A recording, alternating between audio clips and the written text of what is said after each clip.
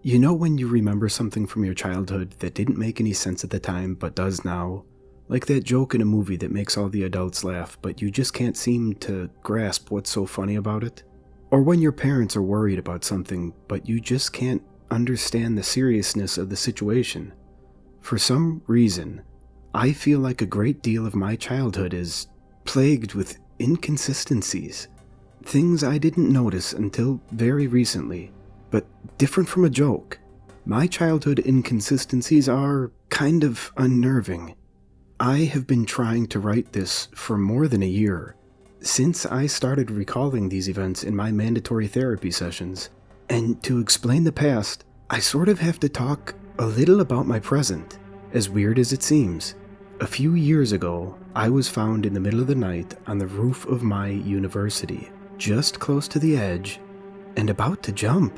The weirdest thing was that I had no idea how I got there or why my shoulders were covered in bruises as if I had been clawed by a wild animal. At first I had sort of a resistance to touch on my past with Dr. Norma, my psychiatrist, but with time I loosened up and started telling her about my childhood, because she suspected that somehow it all started there. I objected at first. I've been having these blackouts and periods of time that I can't remember what happened since forever, but doctors can be very persuasive when they want. I can tell from the nightmares I've been having since therapy started and the horrified expressions that form on her face when I recall my past that something is very wrong. I can't pinpoint the exact moment that my Uncle Peter appeared. For some reason, my memories always get murky when I think about him. He's a member of the family. He raised me. He's my frickin' uncle, and yet sometimes I feel as if I barely know him, or worse, as if he's fake. As if he had never existed at all. As if he was a made-up memory. It's hard to explain. I want to cry, run, smile, laugh, and pluck my eyes out when I think about him. I can't recall his face, nor his physical attributes. I try to search for them in my memories, but they keep changing. Sometimes he's blonde, sometimes he's bald, sometimes he's dark-skinned, sometimes Caucasian, sometimes he was the tallest person in the room, sometimes the same height as me when I was 6. He's my uncle, and he lived with us for years, but I do not recall when exactly he moved in. He sort of just appeared one day in my apartment, and I don't know if he was my father's brother or my mother's. I asked them several times as a kid.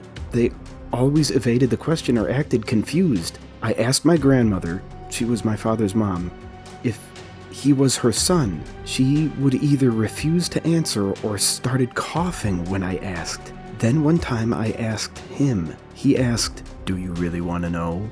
When I confirmed that I did, he grabbed me by the neck and suffocated me until I passed out. Uncle Peter did not have a room. He lived with me, my mom, my father, and my granny in our old apartment. There were 3 bedrooms. He had no room. He could sleep on the couch if he wanted, or easily fit in a small bed in the living room, but no. In the corridor in the entrance of the apartment that led to the kitchen, bathroom, and living room, there was a crack. The building was old, and there were cracks and sounds from the pipes, but this was no ordinary crack. It was a big one. It almost looked like a spider web or cracked glass because it spread all over the wall.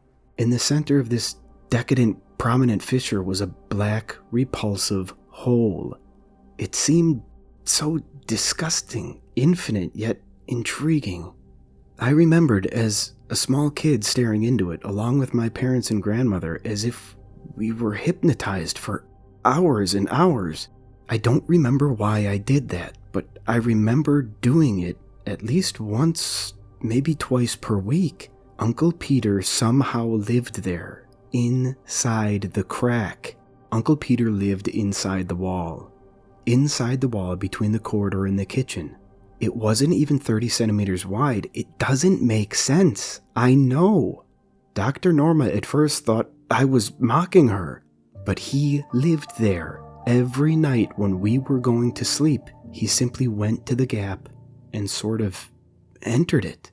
I don't know how the fuck he did that. Even as a child it intrigued me, but even if he lived with us and almost never went outside, I never asked him. And I just don't know why I never did. Once I even tried to enter like he did. The fissure extended all over the wall and a bit on the ceiling, but the hole was only slightly larger than my hand, and it was so damn disgusting. I didn't dare put my hand in there. Only Uncle Peter could. Since before I was born, we had a maid. I don't remember her name or face, but I know she existed. I vividly remember her cleaning the house and taking me to school, and I remember the last time I saw her. I was at home with Grandma watching TV. Uncle Peter was out that day. It was around 5 p.m. My parents weren't home yet. It was rare for him to go out, but he sometimes did. Sometimes for a few hours, sometimes for weeks. One of those times that he was not home, the maid decided to clean the gap in the wall. She tried using a flashlight to illuminate it, but it was still pitch black. I remember this because she asked me to bring the flashlight to her. "What? Is this mold?" she said. And then she put a finger in there, just to touch the crack in the wall. And she was gone. I looked around. She was nowhere to be seen. Uncle Peter's head appeared, coming out of the hole, and told me and Granny that we should never go into his room. I remember the police coming and questioning us, but my parents said we never had a maid. But we did. I can't remember her name or face or features, but I remember how she disappeared right in front of me. Uncle Peter also had some weird habits. He never worked. I asked him once why he never did. He told me, "I'm an athlete." I replied, "What sport do you play?" And he said, "Blood sport." He never elaborated further, but my parents told me that he worked harder than they ever could. Another of his strange habits was that he didn't eat the same food as us. He liked to eat raw meat. I don't know where he got it from, but it wasn't food from our refrigerator.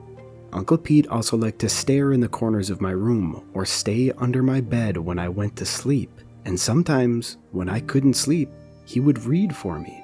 I knew he was reading due to his voice, but I never saw him holding a book. The books he read to me? The Shining, Malus Maleficarum, It, the Necronomicon, Tam P.A., Mein Kampf, 30 Days of Sodom, among many others. Needless to say, that didn't help me sleep.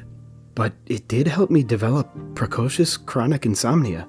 He also sometimes just laid on the floor, eyes wide open, and would start screaming. Sometimes he'd do this early in the morning, sometimes way past midnight, and his screaming was... I can't describe it. It sounded human, but not like his usual deep, raspy voice. It sounded almost animal, but not one that I know. It was just so strange. My father once tried to beg him to stop screaming. He was lying on the ceiling, screaming as if his bright yellow eyes were filled with terror. Yes, he also had the habit of walking, hanging, and lying on the walls and the ceiling. Uncle Peter grabbed my father by his arms, and then he bit off and ate one of his fingers. And that wasn't the first time he abused my parents. Every 4 days, he would enter their room in the middle of the night, and I just heard screams, whimpers, pleads for mercy, and moans of pain, both from my father and my mother. Very rarely he left a mark on them, but he was clearly abusing them, and I don't like to even think on how he was doing that.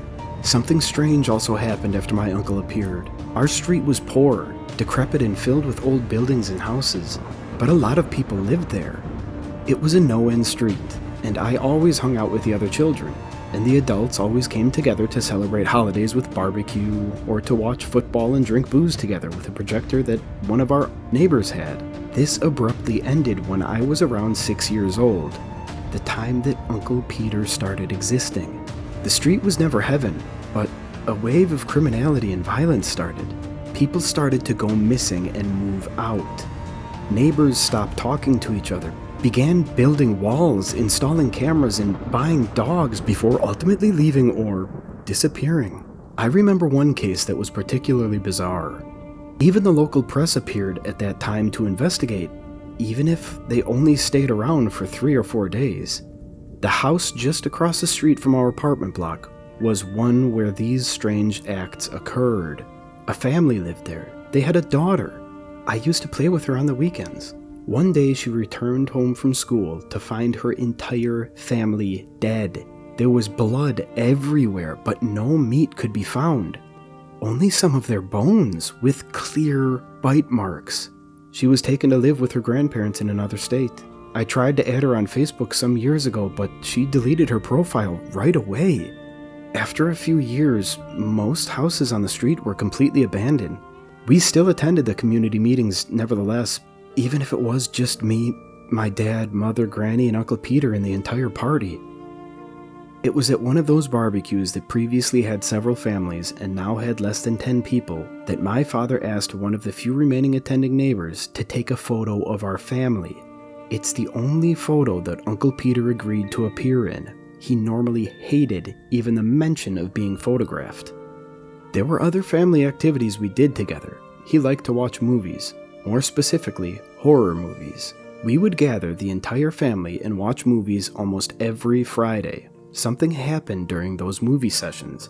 We never ate anything during them. Nobody ever went for a bathroom break. Nobody even talked. We always just sat there, either on the couch or on the floor, and watched. Uncle Peter liked to watch the most fucked up films possible.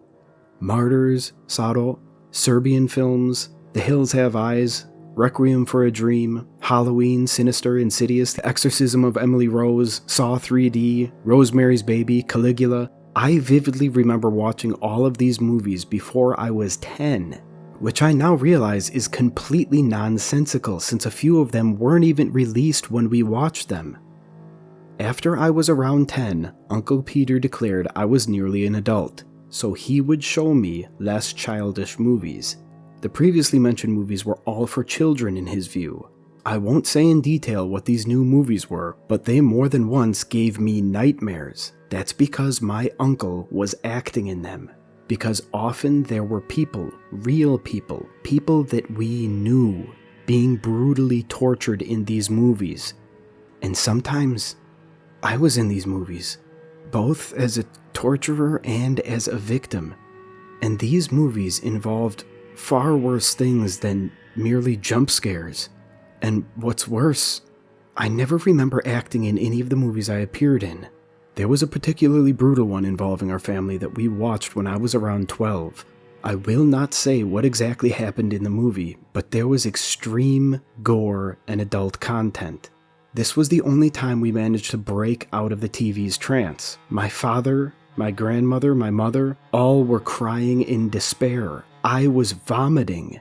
Uncle Peter was smiling, sitting in the corner of the room, surrounded by shadows, laughing.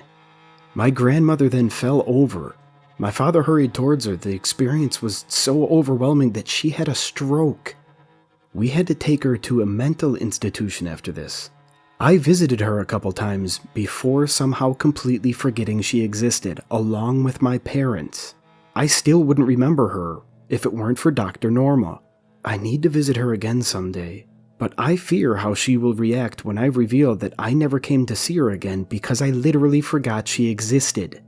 Uncle Peter lived with us for a lot of years. As a pre-teenager, I didn't have many friends. My constant blackouts, memory issues, disgusting ever-appearing and unexplained wounds, and weird, creepy behavior in subjects I talked about didn't help.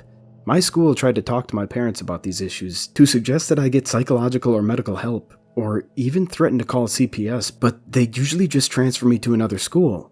Once a CPS agent did show up in our home, but Uncle Peter whispered something in his ear, and he literally peed himself before excusing himself out.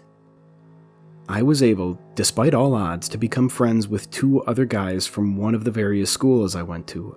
They were neighbors, and I went to their homes after school and on the weekends to play video games or to go out with them. Even if the violent wave had reduced a little, it was still a dangerous neighborhood, but my parents didn't seem to mind. One day, I went to the house of one of my friends as usual after school ended at 6 p.m. I usually stayed until around 8:30 p.m. and I'd just walk back home. The journey was less than 10 minutes, so I wasn't very worried about going home in the dark. But that day, I returned earlier than usual. I was playing FIFA with them and I had to go to the bathroom. When I exited the toilet, all the lights were out. I didn't see him at first because of the darkness, but I did when my eyes adjusted. Uncle Peter was there, crawling on all fours on the wall. I asked him why he was there. He merely looked at me. This is one of the only times I vividly remember his face without it being blurred or weird. It looked almost like a mask, as if he was wearing someone else's skin. His eyes were bright yellow, a sickening, decadent, hideous yellow shining in the dark. I could see his teeth and even some of his jawbone through a few rifts in his skin. His teeth, bones, they were all dark green. He let out one of his screams, but this time way louder and more violent than usual. At that moment, I knew that I would die if I didn't leave. I ran out of the house and went home completely freaked out. Sometimes I think he maybe didn't recognize me that day or just wanted to scare me, but it's useless. I don't understand how Uncle Peter thinks and probably never will. I don't remember what happened next, but the next time I tried to visit my friend, his house had burned down. Then I tried to see my other friend and his apartment was abandoned, and worse, I can't remember their names or faces. I tried to ask the neighbors if anyone knew what happened, and people always give me contradictory answers, ranging from no child lived there to they moved to Sao Paulo. A few years later, I was able to find one of those friends in Facebook. I tried to befriend him there, and he sent a message. He said, "Leave me alone, I beg you," and deleted his profile. He didn't block me. He literally deleted his profile. After losing my last remaining friends, my subsequent years would be of utter social solitude were it not for her. Her name was Carol. I met her in a bakery when I was around 15. It was owned by her mother, and she started working there sometimes. I ended up getting her phone number and we started dating shortly after. It may seem extremely weird, but for some reason, I didn't think Uncle Peter was all that bad.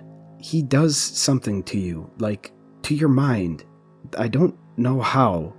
It may even seem childish, but I don't think he's human. I know, I'm talking nonsense, but everything surrounding him seems so wrong. He does something to you. You kind of forget or unwillingly ignore his misdeeds. I still loved him. I still somehow do by instinct. But even with all his brainwashing and manipulation, my abused brain somehow knew that I had to be careful with that man. So I avoided telling him about Carol, or anyone in my family. Not that it mattered. One day, after 10 months of dating, we were finally ready to do it. You know what I mean. Her parents were out of town. Uncle Peter said he'd be out for 3 days the day before, and my parents were at work. Plus, it was storming outside, so they would surely be caught in traffic should they come back early, giving us more time. She came to my apartment. She admitted the place was creepy. I had avoided bringing her there before, for obvious reasons. But we were both so excited that neither of us cared. We were inside my room, my door locked. She had just undressed when the lights suddenly went out. We were in the dark for a couple of seconds. She hugged me by instinct. And then lightning flashed outside for half a second. And in that brief moment of light, I saw he was there, in the corner of the room, looking at me, smiling sickly. I don't remember what happened next. I just remember waking up and her being gone. I tried to call her, her father, her mother, even going to her school, house, the damn bakery. She was nowhere. And fuck me, something in my mind forced me not to tell anybody about what happened. I didn't even have a rational reason. I just couldn't. Even with all of Peter's trance, I was starting to see a pattern. My friends, my neighbors, my maid, my grandmother, it was a dirty, blurry thought that Uncle Peter was all behind it. One that was obvious, but was always wiped from my brain in less than 5 seconds. Some days later, Carol's father called me crying. Her body had been found. Mangled, broken, brutalized, and violated in ways that shouldn't even be possible for the human anatomy, on her bed, inside her bedroom. Her father was so furious, broken and devastated, I could feel it in his voice. I still have nightmares about that call. "Whatever did that to my princess? I used to call her my princess when she was a little kid, you know. The monster who took her from me. He took all of her organs. And I looked up, and in front of me I saw Uncle Peter, sitting in the kitchen and eating raw organs. He extended a long, creepy hand and offered me a bite. Even now, as I write this, I feel the horror I felt at that moment. The grief, the terror, the disgust Sorry, I'll continue. I don't know how it happened, but at that moment, all of it came together. I saw the cannibalistic thing sitting in my kitchen. It was a cryptic, strange, bony creature trying to disguise itself as human, using rotten human skin grossly sewn together. That thing had been living with us for years, torturing us, gaslighting us. I grabbed a cleaver and jumped at him. I managed to hit it in the eye, a strange, corrosive green liquid squished on my forehead, burning me. To this day, I have that scar. I never saw that thing so angry as that day. Peter hit me in the face, instantly breaking my nose, and then he put me on the dinner table. He called my mother and my father, held me, and forced them. He made my parents force them to... Sorry, I can't, I won't. A few months after Uncle Peter did that to me, he also did something to my father, even if I don't know exactly what that was. I remember waking up on one night to hear my father screaming, his voice a mix of hatred and terror. Maybe someone broke into the house or he hurt himself, I thought. I quickly got out of my room and went to the living room to check. Father and mother were completely naked, covered in blood, vomit, and bruises, and Uncle Peter was in the corner of the room, grinning and holding a broken bottle of wine. "Isaac, go to your room. You do not want to see this," my mother shouted. Peter was laughing, and then I saw it in the hands of my father, a revolver. But Peter did not seem scared. He was openly taunting them and laughing. My dad pointed the gun at Peter's head and shot 3 times. Within each bullet, each time he pulled the trigger, there was so much rage, so much grudge, so much bitterness. I knew that monster was family, and my conscience was warning me not to, but I wanted to celebrate. Obviously, Dad's plan didn't work. Peter grabbed the revolver from my father's hands, charged it, and then shot him in his knees 6 times. 3 bullets for each knee. Peter then entered his hole in the wall. We had to hurry my dad to the hospital. My father never walked again. When I was 17 one night, I arrived at home late after spending the entire afternoon studying for my exams in the library. Our building was literally the only one that was not abandoned. The entire street had become a ghost town. Not even the slums had houses so cheap, and yet nobody moved in. Not even crackheads or squatters tried. The place had been empty for years, but not that day. The streets were swarming with people. There were even people from the news. Police cars were parked in front of the building, and some people in biohazard suits were coming out of my apartment block. "What happened? I live there," I said to one of the police officers. He didn't even answer. He pulled out a gun and ordered me to surrender. It turns out there was a serial killer operating out of our building thanks to an anonymous tip they had found out. Hundreds of human bodies, bones and skeletons had been found all over, and we were the prime suspects. Prime suspects of killing literally all of our neighbors. Me, my mother, and my father. "What about Uncle Peter?" I asked one of the policemen at the station. They said I did not have an uncle named Peter. We did not even live there officially. The records say we were literally living in another city somehow. My parents were also imprisoned. My father was apprehended at his work while my mother was home at the time. It obviously did not make sense. We would not be able to kill so many people. No one would.